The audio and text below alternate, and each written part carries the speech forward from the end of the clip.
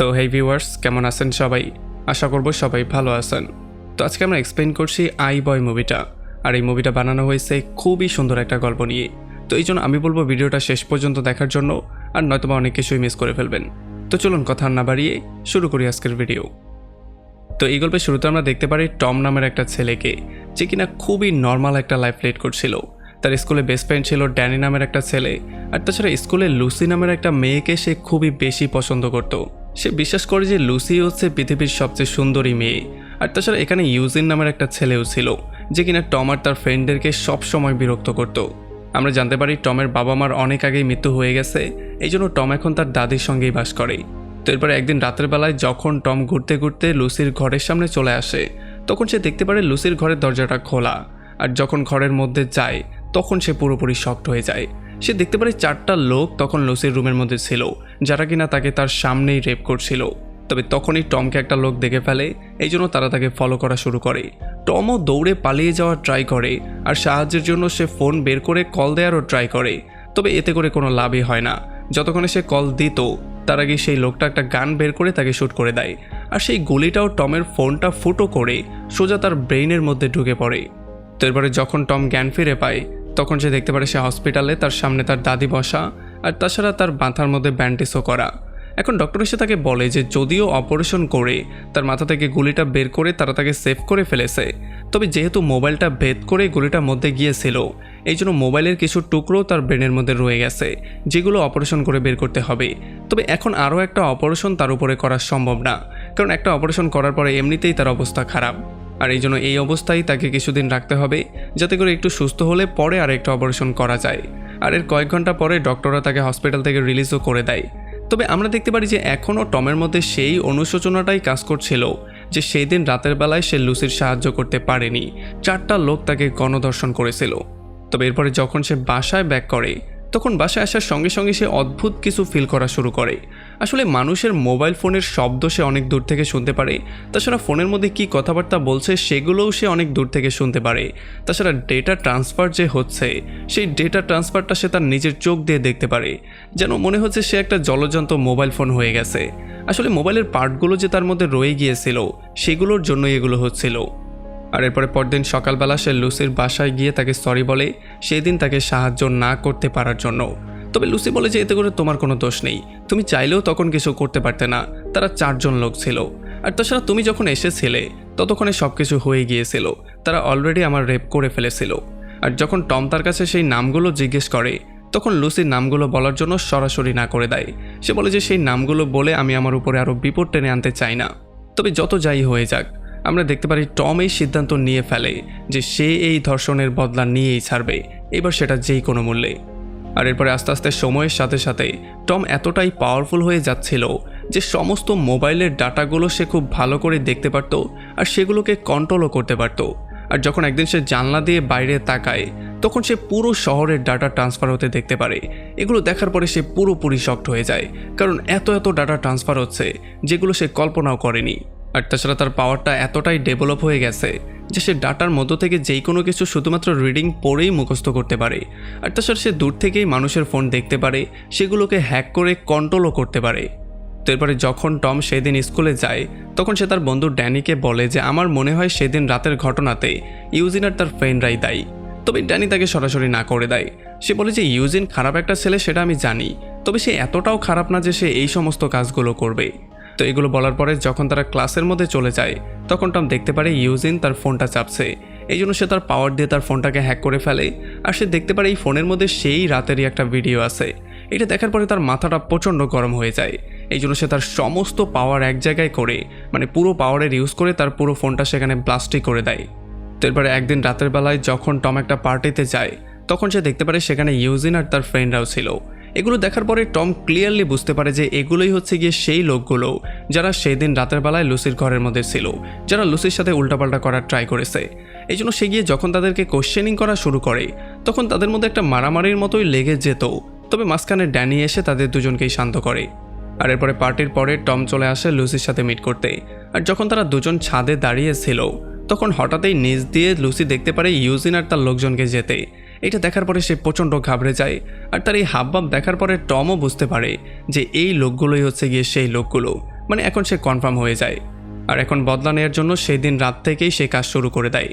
আমরা দেখতে পারি পরদিন সকালবেলায় সে প্রথমে যেই কাজটা করে, সে ইউজিন আর তার ফ্রেন্ডকে ফলো করা শুরু করে। আর ফলো করতে করতে তাদের দুজনের ফোনটাই হ্যাক করে ফেলে, যাতে করে দূর থেকেও সে তাদের ফোনের উপরে নজরদারি করতে পারে। আর সেদিন রাতের বেলায় যখন ইউজিনের একটা ফ্রেন্ড যার নাম রিক, সে বাসায় বসে মাস্টারবেশন করছিল, তখন এই সমস্ত ব্যাপারটার রেকর্ডিং টম করে ফেলে। আর যখন পরদিন সকালবেলা টিচার একটা প্রেজেন্টেশন দিচ্ছিল, তখন টম এখানের প্রজেক্টর হ্যাক করে রিকের সেই ভিডিওটাকে সবার সামনে প্লে করে দেয়। আর এই ব্যাপারটা দেখার পরে সবাই প্রচণ্ড হাসাহাসি করা শুরু করে।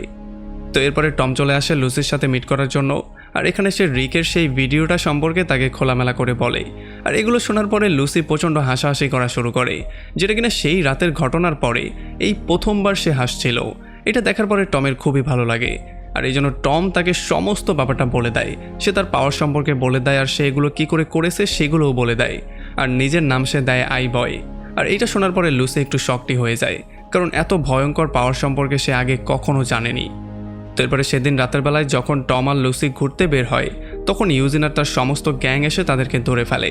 আসলে তাদের বিশ্বাস ছিল যে স্কুলে যেটাই হয়েছে সেটার পেছনে টমেরই হাত ছিল। এই জন্য যখনই তারা তাকে মারতে যাবে, তখনই টম তার পাওয়ারের ইউজ করে তাদের সবার ফোনে একটা মেসেজ দিয়ে দেয় যে তোমরা ভুল মানুষকে ধরেছো। আর এইটা দেখার পরে তারা দ্রুত টমকে ছেড়ে দিয়ে সেখান থেকে চলে যায়। আর এই সুযোগটা পেয়ে দ্রুত টম আর লুসিও সেখান থেকে বাসায় ব্যাক করে। তবে এখন টম এতটাও ভয় পেয়ে যায়নি যে সে পেছনে সরে যাবে। সে যেই কোনো মূল্যে তো এটার বদলা নিয়েই ছাড়বে। এই জন্য সেদিন রাতের বেলায় সে তাদেরকে আবারও ফলো করা শুরু করে। আর যখন তারা সবাই একটা গাড়ির মধ্যে ঢোকে, তখন টম তাদের সবাইকে গাড়ির মধ্যে লক করে দেয়, আর সেই গাড়ির মধ্যে আগুনও ধরিয়ে দেয়।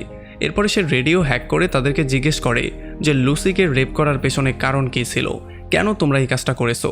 তখন এখানে ভয়ের মধ্যে থাকার জন্য রিক ফাইনালি মুখ খুলে বলেই দেয় যে আমাদেরকে কার্ডস নামের একটা লোক এই কাজটা করার জন্য বলেছে। আর যেহেতু টম এখন তার অ্যান্সারটা পেয়ে গেছে, এই জন্য সে গাড়ির লকগুলো ওপেন করে দেয়। আর যখনই তারা সবাই বাইরে বেরিয়ে আসে, তখন সে গাড়িটাকে পুরোপুরি ব্লাস্ট করে দেয়। এখন কার্ড সম্পর্কে জানার সঙ্গে সঙ্গেই টম তার সমস্ত কিছু সার্চ করা শুরু করে, তার সমস্ত ডাটাগুলো কালেক্ট করা শুরু করে। আর ফাইনালি সে সমস্ত ডাটাগুলো পেয়েও যায়।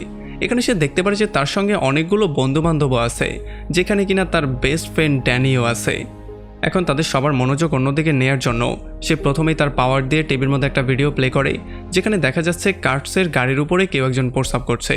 এটা দেখার পরে তারা প্রচণ্ড রাগ করে সেই লোকটাকে মারতে চলে যায়। আর এই সুযোগটা নিয়ে টম তাদের আড্ডাখানায় ঢুকে পড়ে। এখানে আসার সঙ্গে সঙ্গে সে প্রথমেই তার পাওয়ার দিয়ে এখানে সমস্ত ইলেকট্রনিক ডিভাইসগুলোকে নষ্ট করে দেয়, যাতে করে তারা আর কোনো কাজই করতে না পারে।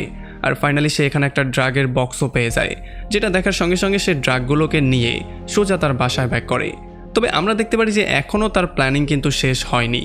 সেই ড্রাগগুলোকে ছোট ছোট প্যাকেটের মধ্যে ভরে ইউজিন আর তার সমস্ত ফ্রেন্ডদের রুমের মধ্যে দিয়ে দেয়।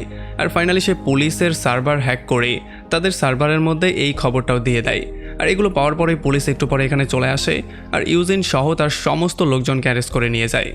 আর এদিকে যখন কার্স তার ব্যাঙ্ক অ্যাকাউন্ট থেকে টাকা বের করার জন্য যায়, তখন সে দেখতে পারে সেখানে অলরেডি 0 টাকা।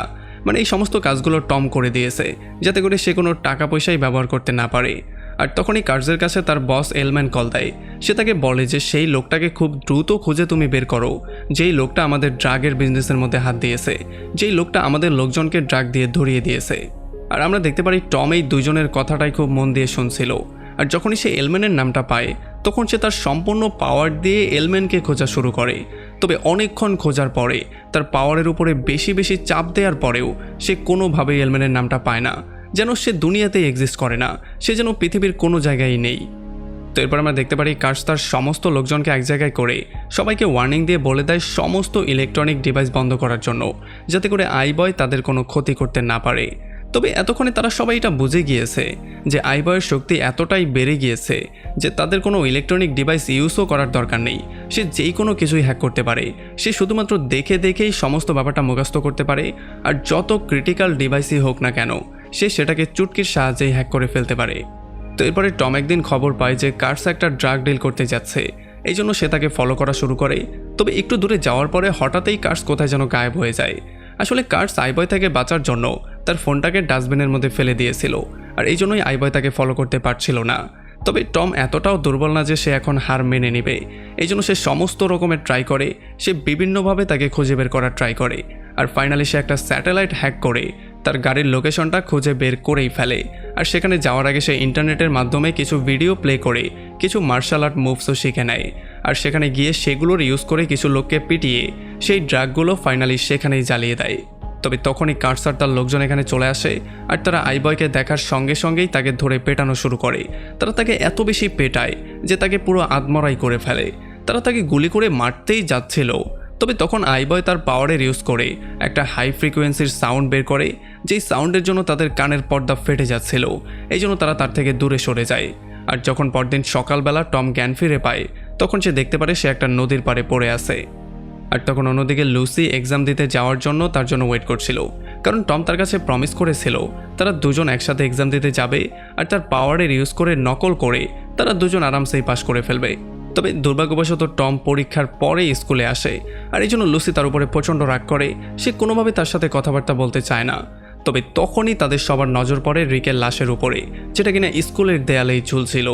এটা দেখার পরে সবাই প্রচণ্ড ভয় পেয়ে যায়। তারাও সেখান থেকে দ্রুত বাইরে বেরিয়ে চলে আসে। এখন টম তার নিজের মনটা একটু হালকা করার জন্য তার বেস্ট ফ্রেন্ড ড্যানিকে এখানে ডেকে নিয়ে আসে আর তার সঙ্গে কথাবার্তা বলে একটু মনটা হালকা করার ট্রাই করে। তবে আমরা দেখতে পারি যে ড্যানি অলরেডি আইবয়ের উপরে প্রচণ্ড বিরক্ত হয়েছিল, কারণ তার মনে হচ্ছে আইবয়ের জন্যই আজকে রিকের মৃত্যু হয়েছে আর ভবিষ্যতে না জানি কয়টা মৃত্যু হয়।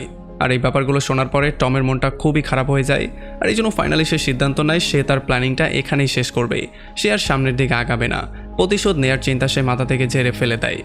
তো এরপর সে নিজেকে ঠিক করার জন্য সোজা চলে আসে ডক্টরের কাছে। সে ডক্টরকে বলে যে আমার মাথার মধ্যে যেই মোবাইলের টুকরোগুলো আছে সেগুলোকে অপারেশন করে দ্রুত বের করে দিন। তবে ডক্টর তাকে বলে যে অপারেশনের জন্য তুমি এখনও রেডি না। যদি আমরা তোমার ব্রেন থেকে সেই মোবাইলের টুকরোগুলো বের করার ট্রাই করি তাহলে তোমার মৃত্যু পর্যন্ত হতে পারে। সো এখন পর্যন্ত তোমার তো অপারেশন করা সম্ভব না, তোমাকে আপাতত এগুলো নিয়েই বাঁচতে হবে। আর এই ব্যাপারগুলো শোনার পরে টম প্রচণ্ড মন খারাপ করে তার বাসায় ব্যাক করে। তবে বাসায় এসে সে দেখতে পারে তার দাদিকে ক্রেজ আর এলম্যান অলরেডি বন্দি করেছে। তারা তাকে গান পয়েন্টেও নিয়েছে। তবে যখন টম এলম্যানের সামনে আসে তখন সে খুব ভালো করে তার চেহারাটাকে দেখতে পারছিল না। তার মনে হচ্ছিল হয়তোবা মাঝখানে কোনো একটা দেয়াল আছে, এই জন্যই সে তার চেহারাটাকে ভালো করে দেখতে পারছে না। এখানে এলম্যান তাকে বলে যে আমি আগে থেকেই তোমার সমস্ত কিছু জানতাম, তোমার পাওয়ার সম্পর্কে, তোমার লোকেশন সম্পর্কে, এমনকি তুমি কার সাথে চলাফেরা করো, তোমার সেই সমস্ত বন্ধুদের সম্পর্কেও আমি জানতাম। আর এরপরে এলম্যান তাকে একটা ভিডিও দেখায় যেখানে ইউজিন আর তার বন্ধুরা মিলে লুসিকে কিডন্যাপ করেছে। এখন যদি টম এলম্যানের কথাবার্তা মতো কাজ না করে তাহলে তারা লুসিকে শেষ করে দেবে। আর তখন টম জানতে পারে যে তার এই পাওয়ার সম্পর্কে এলম্যানকে ড্যানি বলেছিল, তাও অল্প কিছু টাকার জন্য। আর এগুলোতে সে প্রচণ্ড আপসেট হয়ে যায়। তবে এলম্যান প্রথমেই তার ফোনটাকে বের করে তার সামনে রাখে আর তার ফোনের যেই ব্যাংক অ্যাকাউন্ট আছে সেই অ্যাকাউন্টকে পুরোপুরি ভরতে বলে, একটা বিশাল বড় অ্যামাউন্ট এটার মধ্যে দেওয়ার জন্য বলে। এখন যেহেতু টমের কাছে অন্য কোনো অপশন নেই, এই জন্য সে তার ফোনটাকে হ্যাক করে তার অ্যাকাউন্টের মধ্যে টাকা যোগ করা শুরু করে। সে আস্তে আস্তে করে একটা মোটা অ্যামাউন্ট তাকে দিচ্ছিল। তবে তখন সে ব্রেইনের ইউজ করে অন্যদিকের ইউজিনের ফোনটাকে হ্যাক করে পুলিশকে কল দিয়ে দেয়। আর খুব শীঘ্রই এখানে পুলিশও চলে আসে। তবে ইউজিন আর তার ফ্রেন্ডরা ছিল খুবই চালাক, এই জন্য তারা লুসিকে নিয়েই সেখান থেকে দ্রুত পালিয়ে চলে যায়। আর একটু পরে সেই জায়গায় টমকে নিয়ে এলম্যান আর ক্রিসও চলে আসে। আর এইবার এলম্যান টমকে একটু ধোলাই করে তার ব্যাংক অ্যাকাউন্টে আরও টাকা দেওয়ার জন্য বলে। তবে এইবার কোনোভাবেই টম এটা করতে পারছিল না, কারণ এইবার এলম্যান ফোনটা তার হাতের মধ্যে ধরে রেখেছিল। আর তখন আমরা জানতে পারি যে এলম্যান একটা স্পেশাল চিপের সাহায্যে টমের এই পাওয়ারটাকে বারবার করে আটকে দিচ্ছে, যেটা কিনা তার ব্রেইনের মধ্যে ছিল। তবে তবুও টম অনেক কষ্ট করে তার সমস্ত পাওয়ার এক জায়গায় করে এলম্যানের ফোনের মধ্যে একটা ব্লাস্ট করিয়ে দেয়। আর এই ব্যাপারটার জন্য সবার মনোযোগ অন্যদিকে চলে যায়। আর তখন যখনই সবাই তাকে মারতে যাচ্ছিল তখন সে এক এক করে সবার ফোনের মধ্যে ব্লাস্ট করিয়ে দেয়। আর এই ব্লাস্টের জন্য সবাই এখানে প্রচণ্ড ভয় পেয়ে যায়, আর কেউ কেউ তো আহত হয়ে যায়। তবে এরপরে টম এলম্যানকে ফলো করে বাইরে আসে তাকে মারার জন্য। তবে ততক্ষণে সে দেখতে পারে এলম্যান লুসিকে ধরে জোরে একটা ঘুষি দিয়ে মাটিতে শুইয়ে দেয়। আর এইটা দেখার পরে তো টমের অবস্থা আরও বেশি খারাপ হয়ে যায়, তার মাথা প্রচণ্ড গরম হয়ে যায়। এই জন্য সে তার একটা স্পেশাল পাওয়ারের ইউজ করে, যেই পাওয়ারটার মাধ্যমে সে যে কাউকে একটা অনেক জোরে বিজলির ঝটকা দিতে পারবে। আর যখনই সে এই ঝটকাটা দেয় তখন এক ঝটকাই এলম্যান এখানে শেষ হয়ে যায়। তো এর কয়েকদিন পরে যখন টম একটু সুস্থ হয়ে আবারও স্কুলে ব্যাক করে তখন তার সাথে ড্যানি মিট করতে আসে। আর সে তার কাছে বারবার করে মাপ চায়, সে অনেক ওয়েতে তার কাছে মাপ চায় আর তাকে মাফ করে আবারও তাদের ফ্রেন্ডশিপটা এক করার জন্য বলে। তবে টম তার কোনো কথাই শুনবে না, কারণ সে অল্প কিছু টাকার জন্য টমের জীবনটাকেই ঝুঁকির মধ্যে ফেলে দিয়েছিল। আর একেবারে লাস্টে আমরা দেখতে পারি এখন টম আর লুসির মধ্যে একটা কানেকশন হয়ে গেছে। তারা দুজন এখন একে অন্যকে চায়, একে অন্যকে অনেক বেশি ভালোবাসে। আর এমন একটা ইন্টারেস্টিং পয়েন্টে এই পুরো মুভিটা এখানে শেষ হয়ে যায়। তো আমাকে কমেন্ট করে জানান কেমন লাগলো ভিডিও। যদি ভালো লাগে তাহলে অবশ্যই একটা লাইক করবেন। আর যদি এখনও আমাদের চ্যানেলটা সাবস্ক্রাইব করে না থাকেন তাহলে প্লিজ করে ফেলুন। তো আমাদের দেখা হবে অন্য কোনো ভিডিওতে অন্য কোনো একদিন। Till then, take care.